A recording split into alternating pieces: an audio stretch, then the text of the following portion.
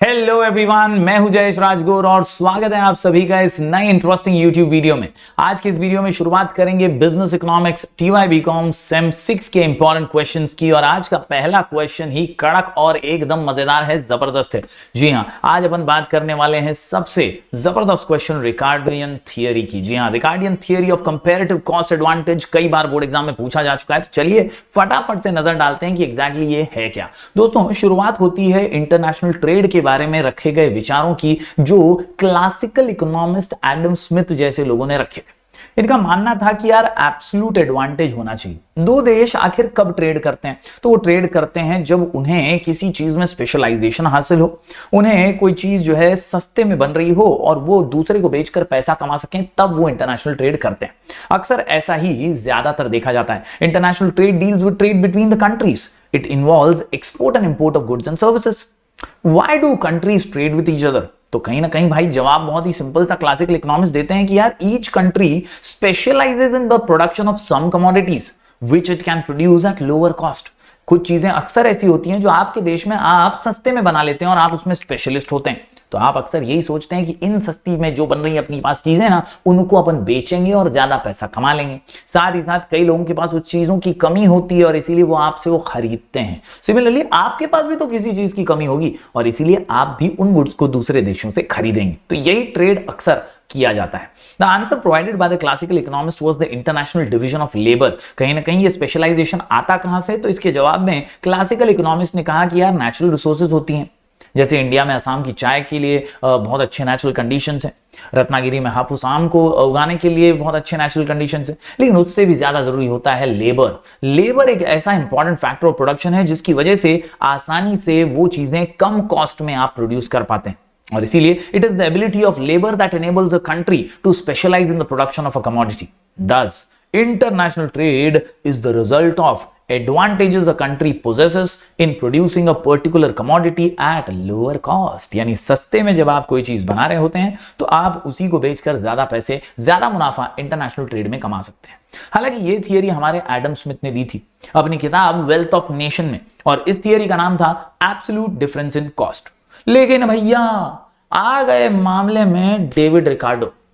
और David Ricardo हालांकि absolute difference in cost के बारे में बुरा भला नहीं कह रहे थे। उन्होंने भी कहा कि हाँ सही है, एब्सोल्यूट डिफरेंस इन कॉस्ट होना चाहिए। दो देश जब व्यापार कर रहे हैं तो जिसको जो परवड़ता है, जिसको जो बहुत सस्ते में बनता है, वो बेचना चाहिए और एब्सोल्यूट डिफरेंस तो देखना ही चाहिए। लेकिन उन्होंने अपनी थियरी एक इंप्रूव्ड वर्जन की तरह दुनिया के सामने रखी। एब्सोल्यूट डिफरेंस इन कॉस्ट के साथ उन्होंने अपनी थियरी को जोड़ा, जिसको फेमसली हम कहते हैं द रिकार्डियन थियरी। चलिए शॉर्ट में इस थियरी को समझते हैं और फिर देखते हैं अजम्पशंस ऑफ रिकार्डियन थियरी। जी हां, तो यहां पर मैं आपको सिर्फ इतना ही बताना चाहता हूं कि for international trade to be beneficial according to Adam Smith, countries must enjoy absolute difference in cost. यानी एडम स्मिथ के अनुसार क्या था? एब्सोल्यूट डिफरेंस होना चाहिए कॉस्ट में। तेरे को सस्ता पड़ना चाहिए, मेरे को महंगा पड़ना चाहिए।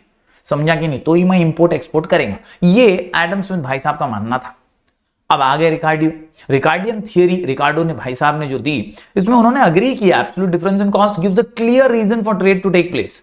He, however, went further to argue. उन्होंने क्या आर्ग्यू किया? That even when a country has absolute advantage in production of both commodities, अगर किसी देश को दूसरे देश से कोई भी वस्तु खरीदने या बेचने में खुद को बहुत एडवांटेज है, तब भी उसे उस चीज को निग्लेक्ट करना चाहिए या इग्नोर करना चाहिए जो उसे कंपैरेटिवली महंगी मिल रही है।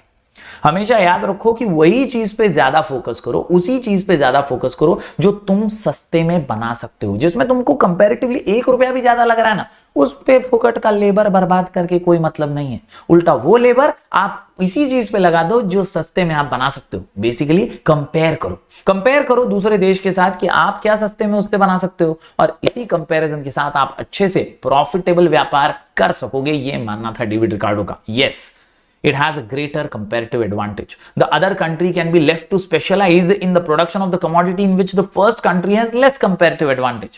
तो यानी ये जो ब्रैकेट में आपको डालना है वो यही है that according to Ricardo, the essence for international trade is not absolute difference in cost, but comparative difference in cost. यानी आपको हमेशा कंपेयर करना है कि दूसरा देश जो है वो क्या आपसे सस्ता बना रहा है, क्या आप उससे सस्ता बना रहे हैं, ये जब आप कंपैरिजन करेंगे तो जवाब खुद ही मिल जाएंगे कि आपको क्या परवड़ता है, क्या ज्यादा बनाकर आपको मुनाफा हो सकता है। तो यही है comparative cost advantage theory by David Ricardo. उम्मीद करता हूं आपको समझा होगा। चलिए कुछ अजम्पशंस पे नजर डालते हैं। Assumptions of Ricardian theory of comparative cost. Answer का नाम 2BF पिन। क्या 2BF पिन? क्या 2BF पिन? क्वेश्चन का नाम है अजम्पशंस ऑफ रिकार्डियन थियरी। कुल मिलाकर के 9 अजम्पशंस हैं। हालांकि ये सब अनरियलिस्टिक अजम्पशंस आगे जाकर के आपको पता चलेंगे बुक में, लेकिन 2BF पिन, इनके माध्यम से आप ये 9 अजम्पशंस को दिमाग में फिट कर सकते हैं। सबसे पहला अजम्पशन तो है 2 देश 2 कमोडिटी होना जरूरी है। There are only 2 countries producing 2 commodities और इसी का लेन देन होने वाला है, ऐसा अजम्पशन है।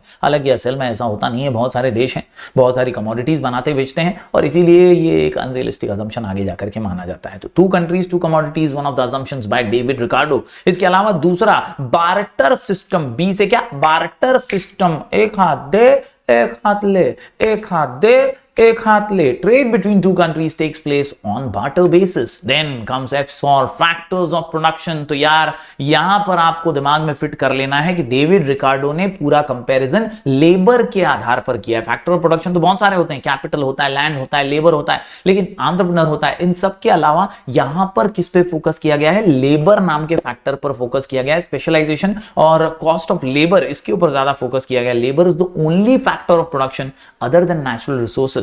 Hence, cost of production is measured in terms of labor. Cost of production in terms of labor, यानी मजदूरी कितनी हो रही है, कितने आवर्स की हो रही है, कितना पैसा मिल रहा है। Value of commodities is measured in terms of labor time required to produce it. तो यहां पर लेबर का बहुत ज्यादा महत्व है। बात करें F से दूसरे पॉइंट की तो यह है फुल एम्प्लॉयमेंट। ये भी एक असम्पशन है कि भैया फुल एम्प्लॉयमेंट है दोनों ही देशों में। All factors of production here labour are fully employed in both the countries. तो पूरा एम्प्लॉयमेंट है ऐसा भी माना जाता है। इसके अलावा परफेक्ट कंपटीशन, ये तो यार क्लासिकल इकोनॉमिस्ट की देन ही थी, जहां large number of buyers, large number of sellers, सब कुछ परफेक्ट वाली स्थिति, जहां सरकार का कोई इंटरफेरेंस नहीं होता, उसको परफेक्ट कंपटीशन बोलते हैं। तो यहां पर वही एग्जिस्ट करता है, ये भी रिकार्डो मानते हैं। There exist perfect competition in commodities and factor markets in both the countries. इसके अलावा दोस्तों आई से आता है आइडेंटिकल एंड कांस्टेंट टेक्नोलॉजी।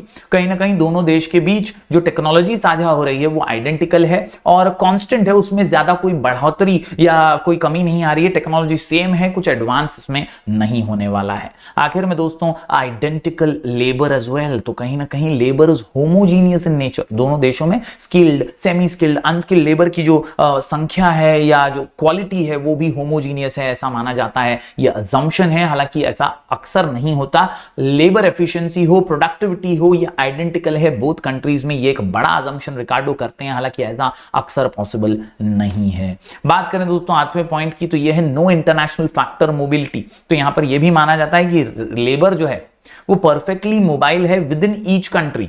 यानी अपने देश में तो एक मजदूर, एक लेबर जो है एक जगह से दूसरी जगह जा सकता है, लेकिन देश के बाहर नहीं जा सकता, ऐसा अजम्पशन किया गया। और अब ग्लोबलाइज्ड वर्ल्ड में तो ऐसा नहीं है।